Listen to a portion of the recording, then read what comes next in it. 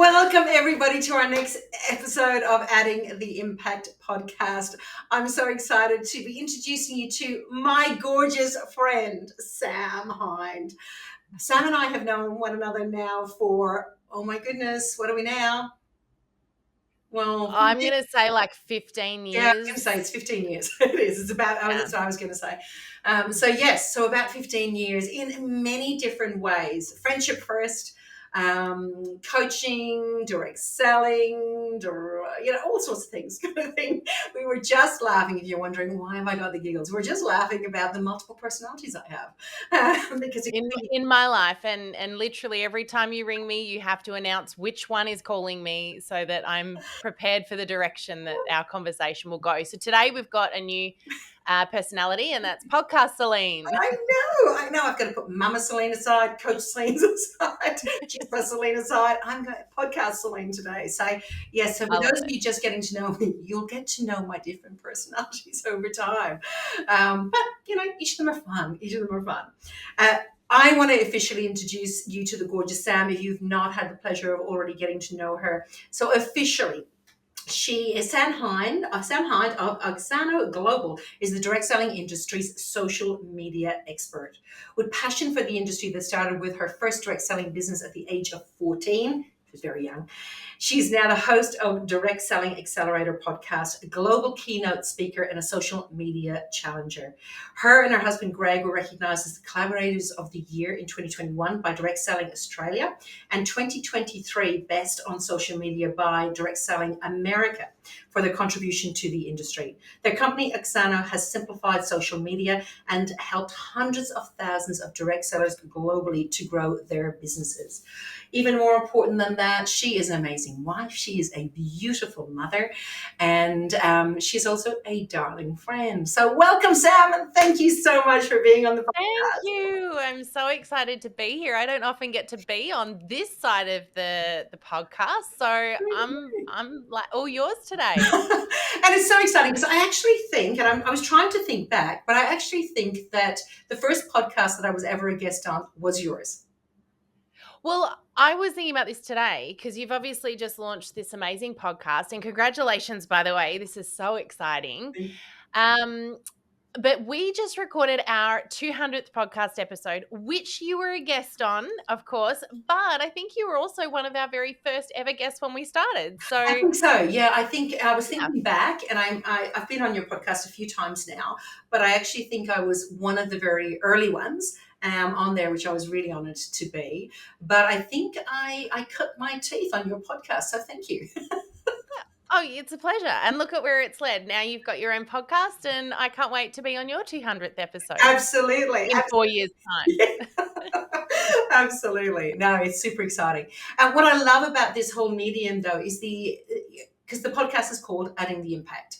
And what I love about this medium is it gives us the opportunity to be able to add impact in places that we may not have reached before. So we just don't ever know where this will get shared to.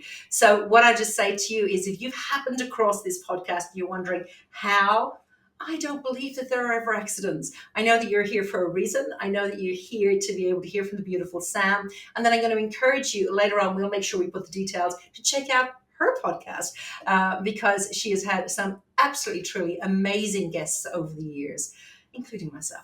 But that's okay. Including podcast Celine. Yep. Including podcast Celine. So, Sam, to get us going, tell me something that people might not know about you. Oh my gosh, you didn't prepare me for that. Something that people might not know about me. Well, look, I mean, I'm a pretty open book, and one of the reasons that we are where we are today is because, Greg and I chose to be so transparent about our journey in business and our journey in the industry. And so there's not a whole lot I don't tell people about, including the very crazy journey that we've just been on. We've got 4 beautiful kids who are almost in their teens. Our eldest is 18. My youngest, up until 5 months ago, is almost 12. And then Greg and I decided to go back and have another bubba. So we are just going through the thick of, newborn baby time again, which is kind of crazy. But, and again, when we're speaking and sharing, we're talking a lot about those backstories. But one of the things that I think a lot of people probably don't know that I don't talk about a lot, and I'm trying to be a little bit more verbal about it, is this concept of balancing. A lot of people will say, how are you such a super mum? How do you get it? How do you do it all? How do you have the business, the marriage, the kids, and have this life where you travel the globe? And I realize, like, I hate that word super mum, because I feel like we all, and the truth because you and I are very close, but the truth is that we're all going through our massive challenges. And the last 5 months have been an insane roller coaster for us, with teenagers, with a baby, with a business, and I don't have it all together. Not many people would know that. You would think I had it all together, wouldn't you? I'm just impressed. Like, I mean, so for those of you who don't know, there's a baby close by somewhere. I know Yeah, that Greg about probably 20 has, meters that way. exactly. Greg probably has her just, off to one side or maybe up in the kitchen or whatever. But I'm so impressed. You are looking like you've got it all together, girlfriend. You got the lipstick on. You're lucky. You got actually a clean shirt. I can't see any throw up on the shoulder. Yeah, what you can't see is I'm wearing jeans and thongs right now underneath this desk, and I threw the lipstick on about 10 minutes ago before I had to come in here. Like, this is the thing. That's right. You told me this. We've got to stop comparing ourselves to other people, because you only ever see the highlight reel.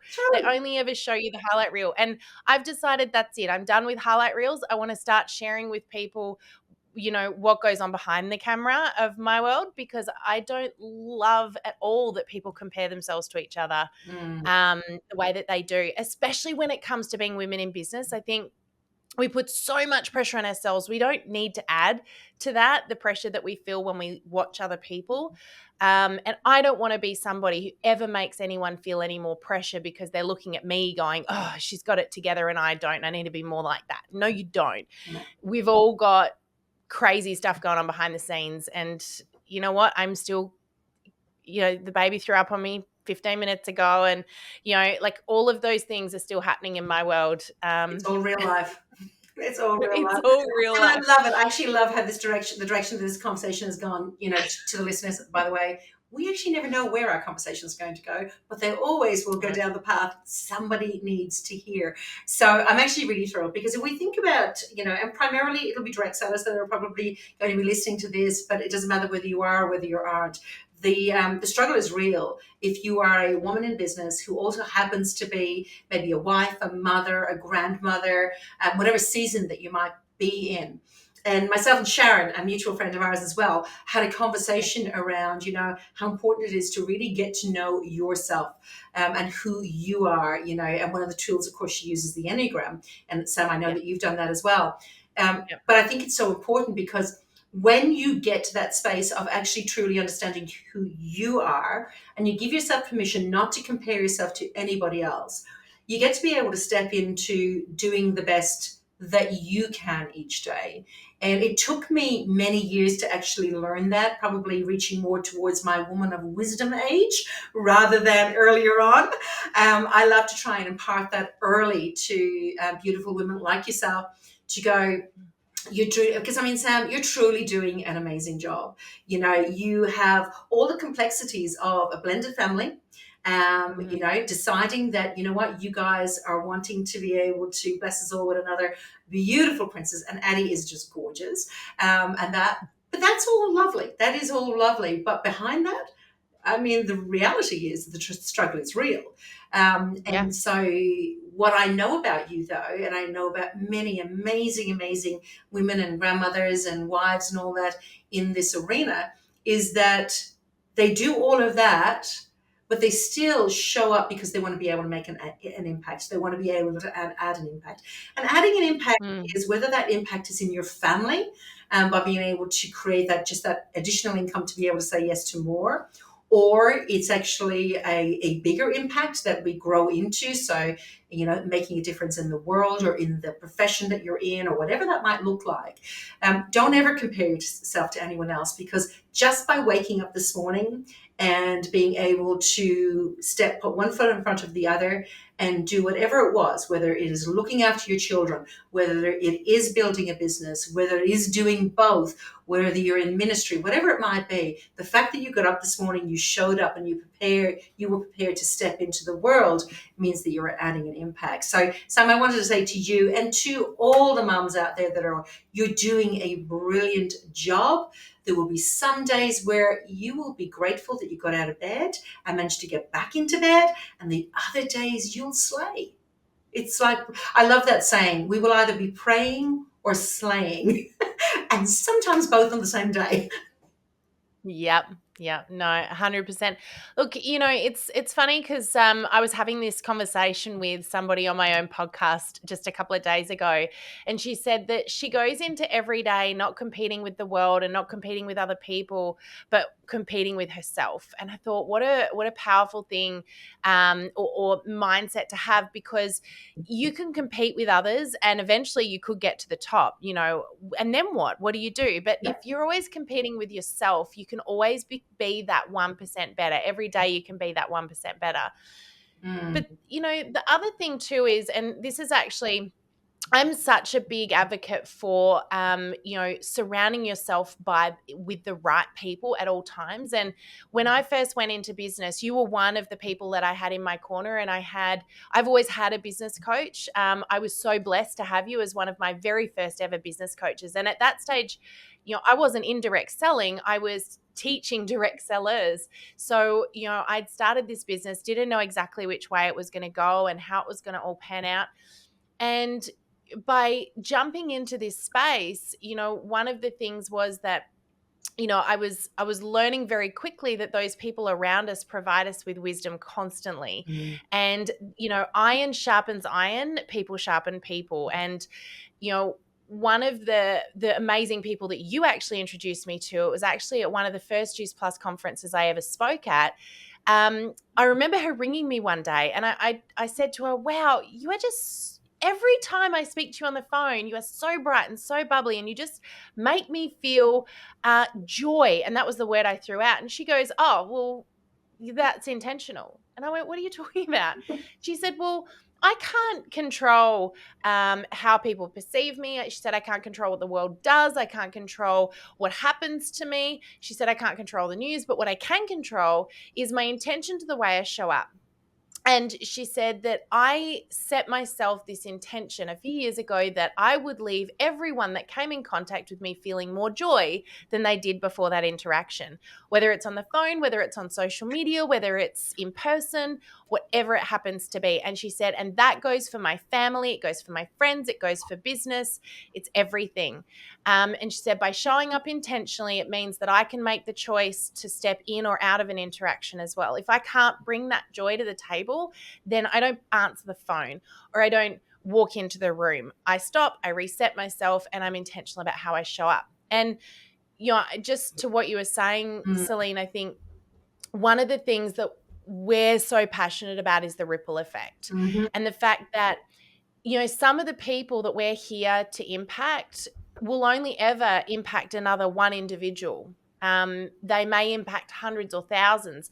It's not up to us how big the impact it is. When you go into any kind of interaction, remember that there is a ripple effect, and the impact you have will flow on to the next person and then the next person. And so, by showing up, like you said, every day, getting out of bed, showing up and doing what we do as our true selves, not as the version of us that we think we have to be, we get to have a ripple effect. And, a few weeks ago, and this struggle over the last 5 months has been, actually, it's not been the last 5 months, it's been the last couple of years, because, Greg and I have been through, quite the journey with pregnancy loss. We then, fell pregnant with Adeline, and that was a journey in itself, because we were also battling some crazy teenage life things that have been going on here, and business, and all the things that go with marriage, which I don't know if anyone else has it differently, but marriage is tough.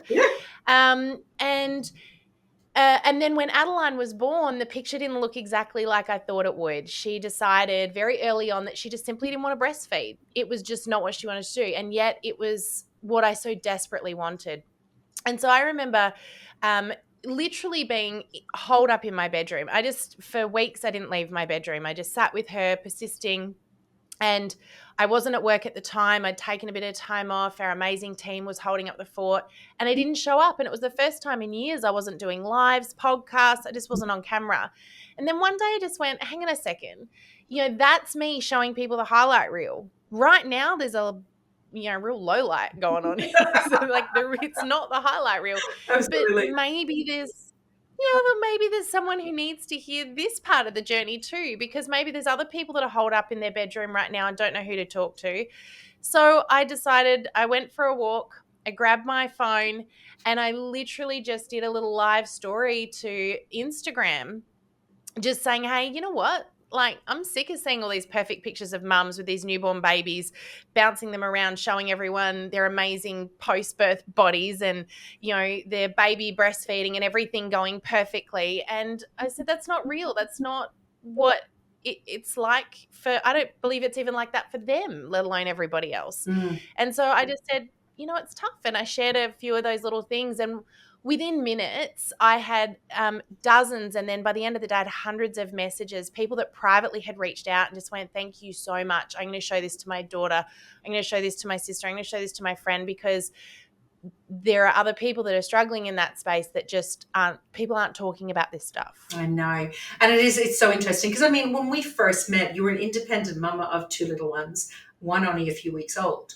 And so, your journey along the way has been that roller coaster ride, as it is for everybody. It's just that oftentimes we don't get to be the front row seat and have the opportunity to be able to speak into people's lives.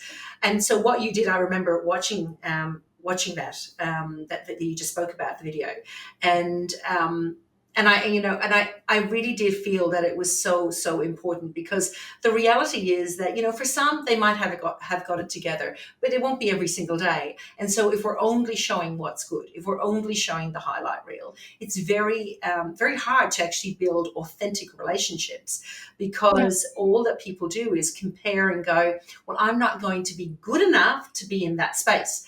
And it also sets people, and I've watched this happen as well, over the years, and especially with the advent of social media. Social media is amazing, but it's also a real curse at times, because of the fact that it sets people up for I don't know, like, I mean, for sorrow in some ways, because they look at what's playing out there, and when their lives are not matching it, and they're doing this whole comparison thing, then they basically are looking at somebody's either chapter 50 and they're only at a chapter 5, and they're wondering why their life is not like that, or they're comparing with a completely unrealistic option. And I've seen it happen where it really leads people down a path of destruction, because they literally think, and even depression and that as well, because they really think that that's how it all should look. And we know, having walked the journey, that it's not like that at all. It's about, now, we're not saying also, and I don't think that you're saying this either, Sam, that it's literally like you air your dirty laundry. Oh gosh, no, absolutely not. It's not that space, but it is. There's a difference, isn't there, between being There's a true and difference. authentic. Yeah, and I know we've heard that word thrown around so much. I mean, my job is teaching social media to the direct selling industry. That's what we do in a nutshell. And when it comes to social media, we see so many mistakes. But one, I mean, the word authenticity has been thrown around so much, but I don't think anyone actually, well, that's a broad statement there. I think a lot of people don't use authenticity the right way. And when it comes to social media, the thing that we're hungry for, the thing that we want, is stuff that feels real. And we know when someone is being real, and we know when they're being fake. The thing is, we want to believe the real, but then we also compare ourselves to it. And so I've seen this pattern where, particularly when we first come into contact with a field. So if we speak at a conference for the very first time, we're dealing with that field for the very first time. the overwhelming response from people initially is the reason I don't do social media right now or I'm not showing up is because I feel like I'm not good enough. And it's that feeling of I need to be more like that person and less like me if I'm going to be successful in this business. Mm, And it couldn't be further from the truth. The thing that makes this industry so powerful and where people really stand out is when people can feel connected. mm. And that connection, that human, raw, real, relatable, authentic content is what people want to see. But like you said, you also don't want to overshare either, and there's that middle ground, like That what's balance, isn't appropriate it? for me to share and what's not. Mm. And I kind of liken it to a car crash. It's like if you're driving past a car crash, um you're gonna look, you want to see what's going on, is anyone hurt, is everyone okay, like what happened, we're curious. But you wouldn't get out of the car and run into the middle of it and be a part of it. Yeah. You want to keep driving past. It's like that with your business on social media. If people see your social media as a bit of a car crash and you're constantly airing all your dirty laundry, they're going to watch because it's like watching a car crash, but they're not going to do business with you because that's running into the middle of the accident. Yeah, I love that. So, That's a really great analogy, actually, Sam. It really is because it can be, it can be that some people think that the way to build is by just constantly looking for sympathy, but people will get to the stage where they'll unfollow as well because it's like, you know, I was chatting on another podcast and we were just talking about the fact though how important it is to be really mindful of what is feeding your mind. And what you watch and follow on social media is feeding your mind because for a lot of people, it actually takes a lot of their day. Even if it's just, incidentally, you're getting on, you pick up the phone and you scroll on, you open up Facebook or Instagram or whatever like that. And next thing you know, whatever has popped up there is that what mhm, do you want that to be? What do you want it is that if you've opened it up and it's even only for a couple of minutes, what is it that you want to be showing up there? How are you wanting to be feeding your mind? yeah, Who are the people you want to be interacting with? Who are the people you want to be speaking over your life? Because that's reality, is what's actually happening. Every time you open there is an impact that is following. And I think we forget that. I think sometimes people go in, they go onto social media for entertainment, or in our case, a lot of direct sellers, it's about, yes, they go on there to build their business. But in reality, when I'm asking and we're having conversations or we're doing trainings and I go, how many of you go on maybe to put up a post and, 2 hours later, you're wondering how many cat videos you watched or, oh my gosh, I can tell you yeah, what everybody else has done, but I'm not yeah. sure I've built my business. Yeah. Well, I mean, you got to remember, your most precious commodity is your time. The one thing you can't ever get back is your time. And so, it's important that you curate your own content. The question, like you said, is this feeding me or is this detracting? Is this taking energy from me? Because, you've got a purpose. We all have a purpose. And we've all got times where we sit there and, we numb ourselves with a bit of social media. But the question is, can you afford to do that? You've got a legacy to leave, you've got a business to build, you've got people to impact. And how much of that time that you could be doing those things do you want to spend, giving that energy instead to avoid, essentially. But curating your content is important. And one of the things that you can do, you don't have to unfollow things. You can actually just tell Facebook that you don't want that stuff to be delivered to your feed anymore.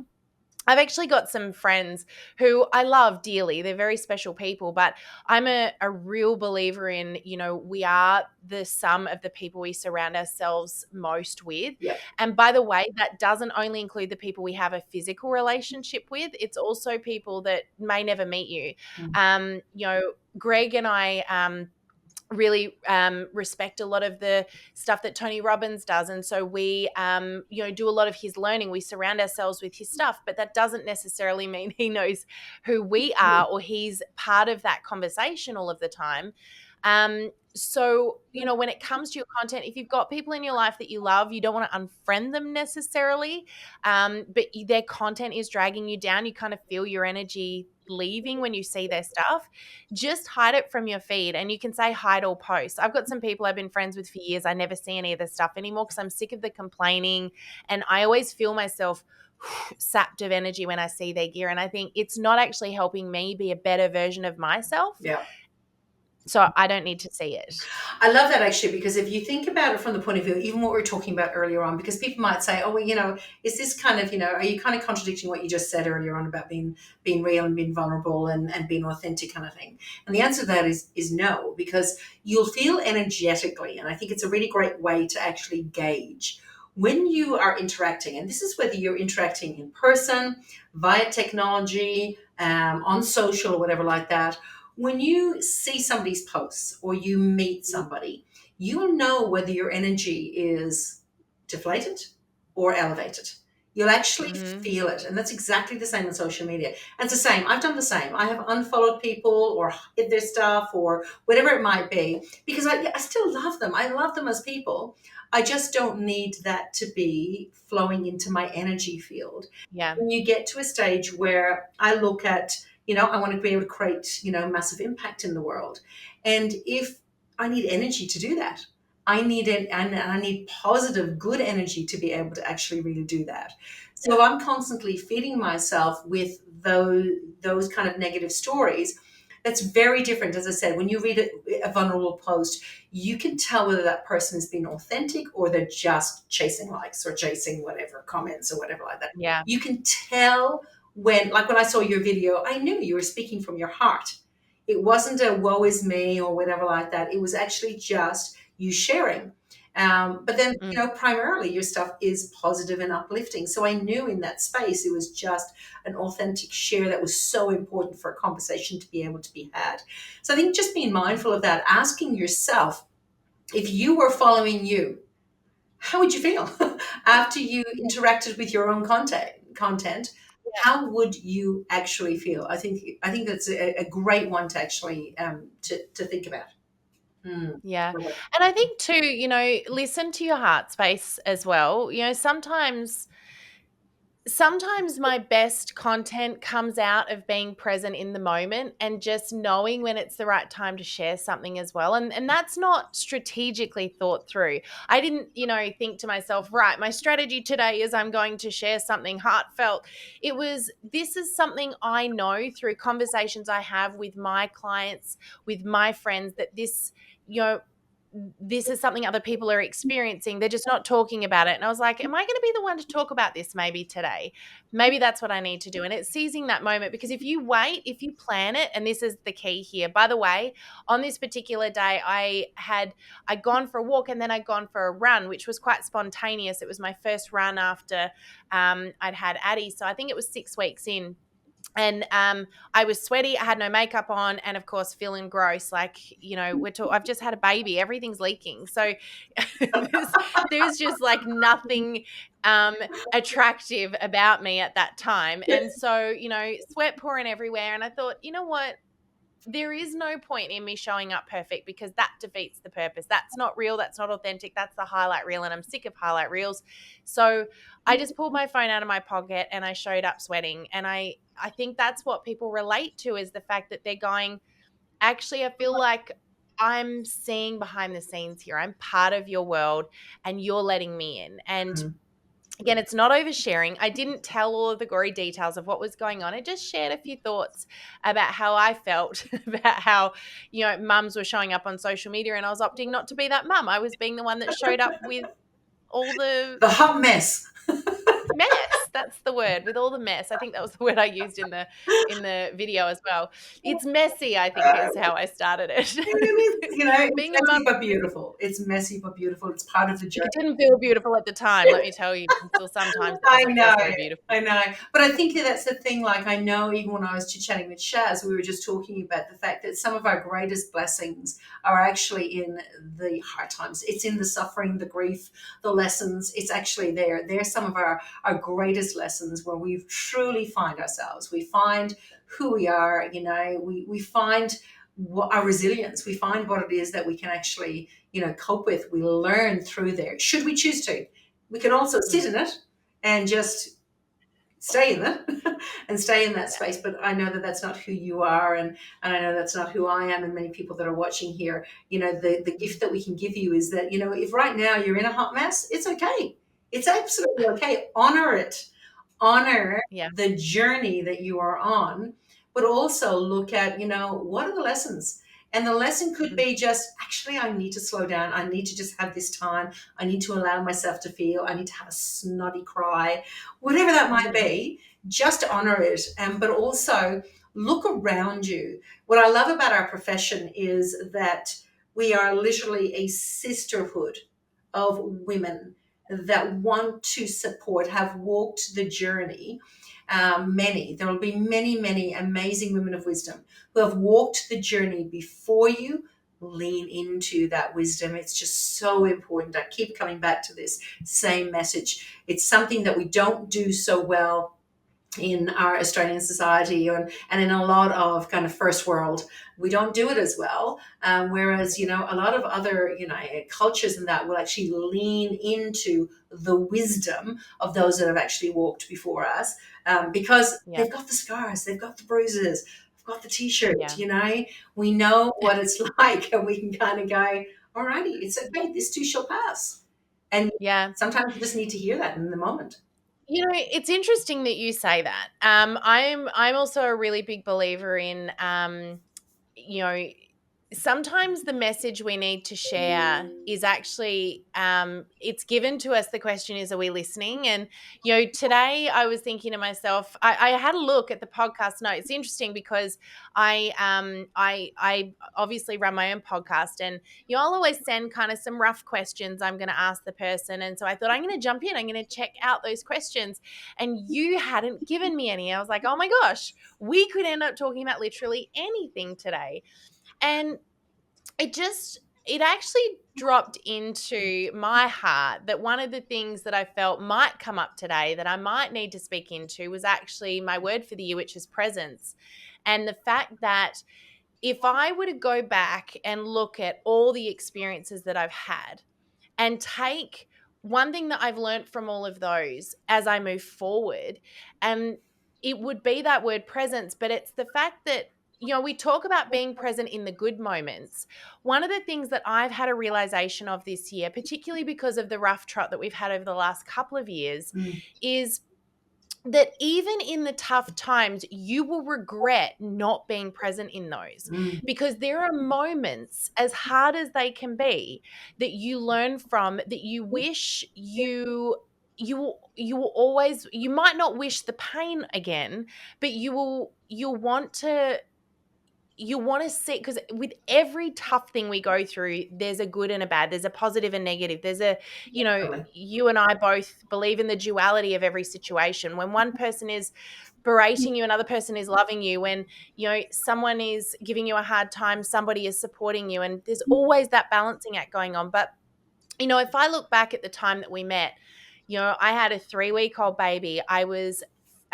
My husband and I had literally separated while he was 3 weeks old. And so I had a newborn and a 3-year-old, and I was the hot mess. And one of the regrets I have about that time, as horrible as that was, is I wish I'd been more present in it, because that was one of the biggest times that shaped who I am today. Mm, And there are some parts to that I wish I could remember better, even the hurtful parts, because it would allow me to be able to be more of a support to other people going through something similar now. mm, And even, with your kids, one of the things I know about Adeline right now is when my boys were babies, and any mum who's been through that baby period knows what I'm saying here when I say this. Everyone warns you about how tough it's going to be, the sleepless nights, the first time they get sick, the all of those things.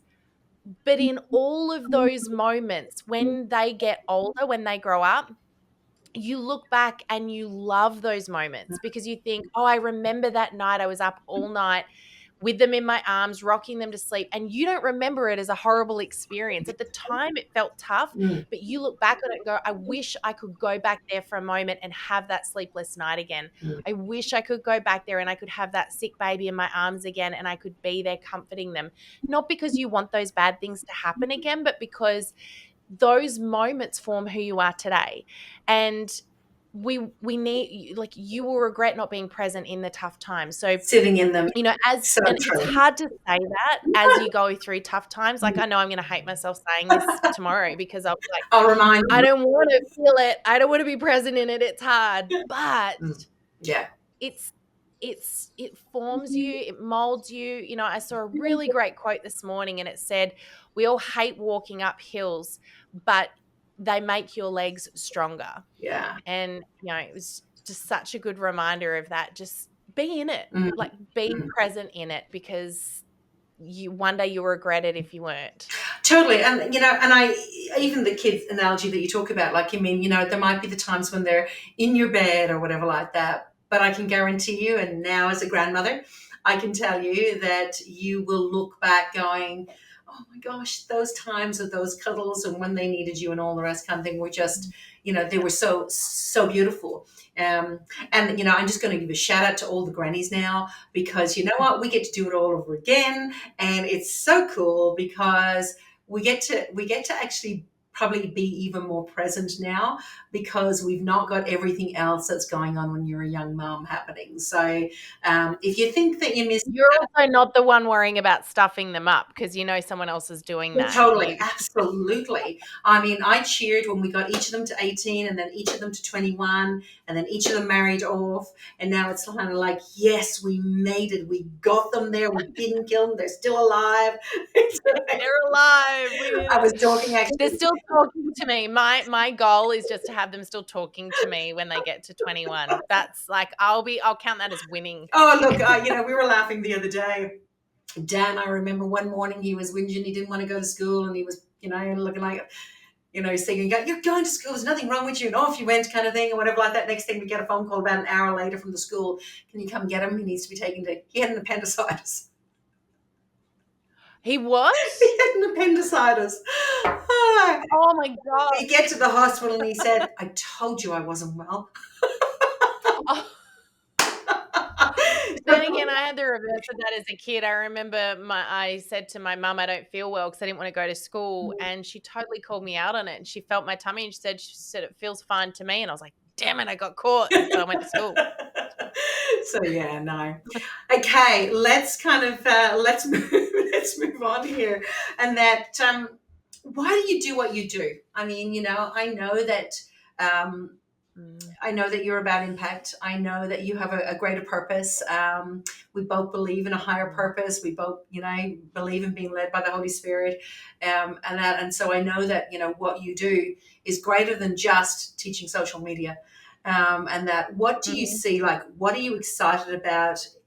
Continuing to add the impact through what you get to do. Yeah, look, social media really is just my excuse to get in front of people. It's what everyone wants to learn. It's what I know.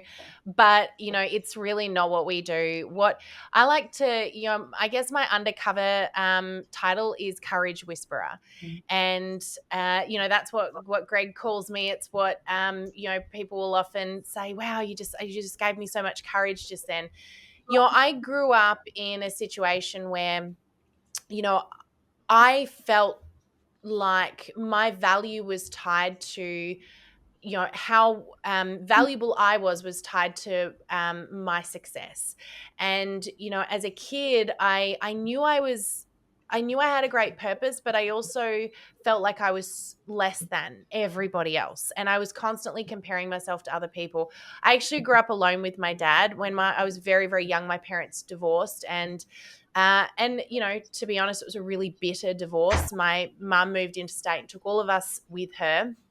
And then for whatever reason, at 7 years old, I just put my hand up and said, I can't leave my dad back there. So I'm going to fly back and just live with my dad. And so from 7 years old till I was 18 and I moved out to get a job, I lived alone with my dad. And I didn't know my dad very well when this process started. So, I really did lose my childhood and I had to grow up very quickly. And so I started my first business at 14 in the direct selling industry. And this industry literally changed my life.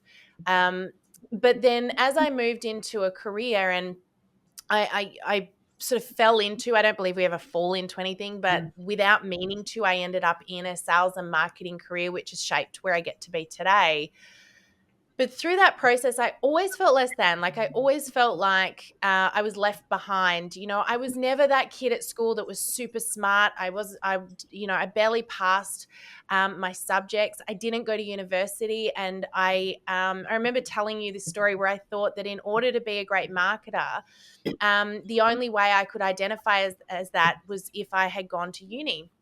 But life hadn't delivered me circumstances that allowed that to happen, and I actually couldn't have gone to university until I turned 21, even if I wanted to, because I ended up with my final exams in year 12 in hospital with glandular fever and could never complete them. And so my only option was I had to either do another year of year 12, or I was going to have to wait until I was an adult Right. student and reapply.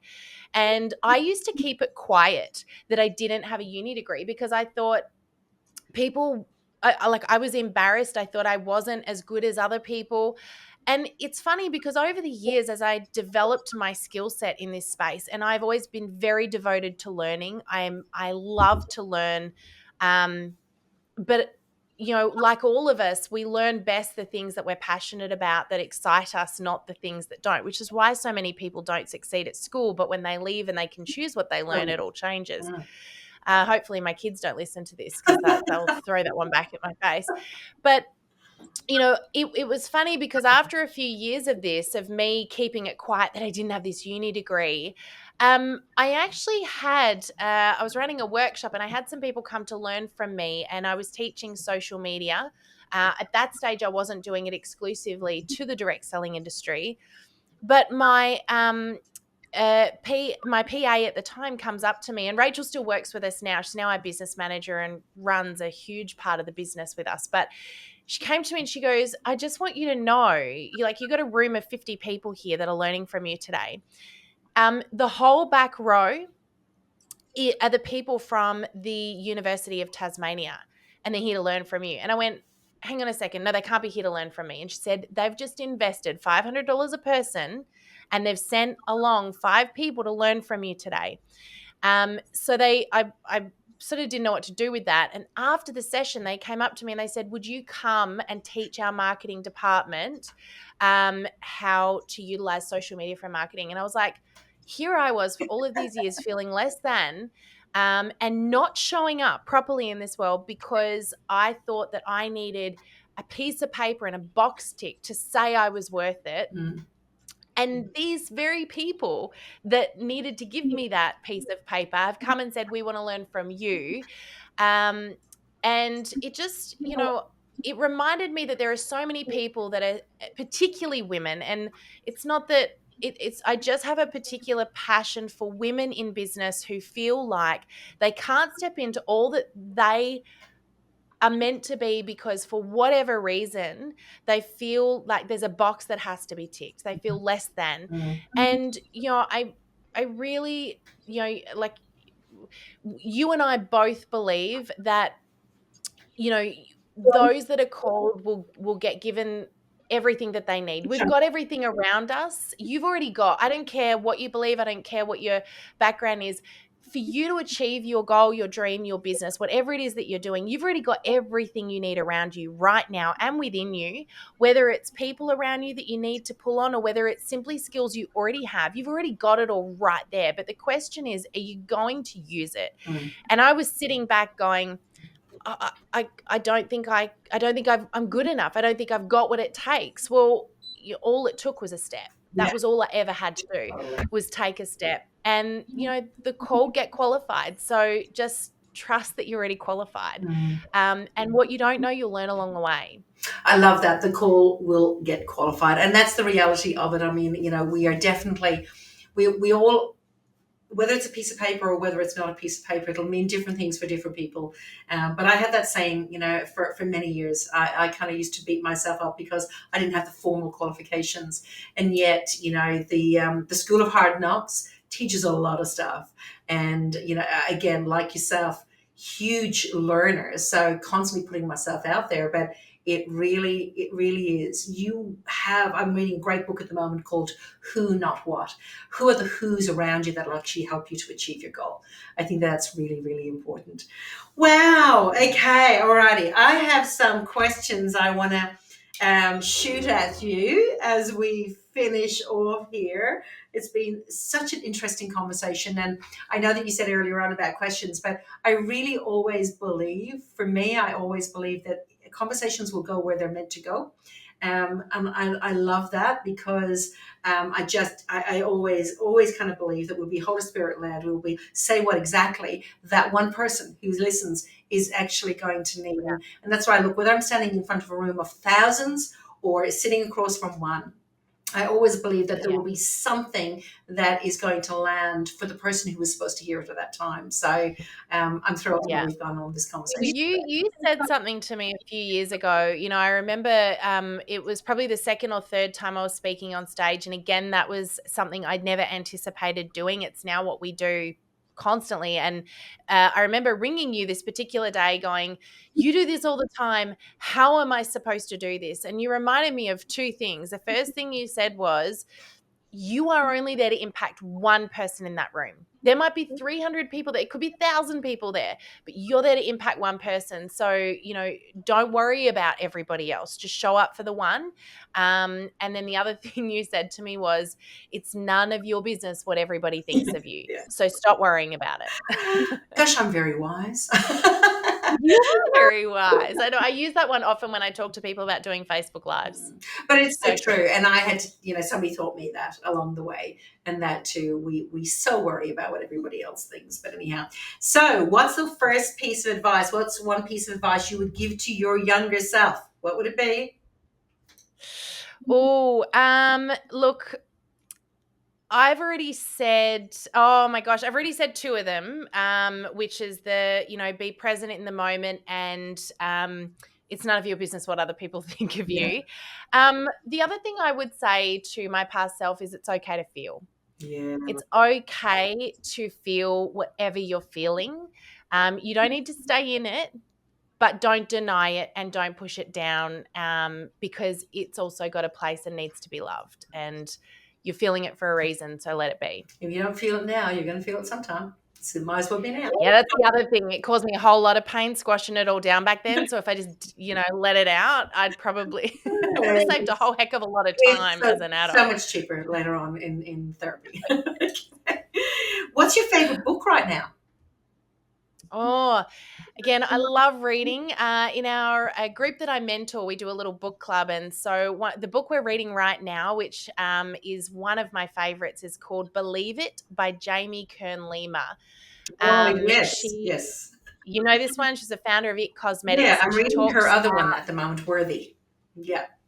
Yeah. Well, I haven't read that one yet. That's definitely on the list. But I just, it goes with a lot of what we've said today. It was that concept of she just didn't feel like she was as good as all of these other people out there, but she had a dream and she had a legacy she wanted to leave and she really believed in what she was doing.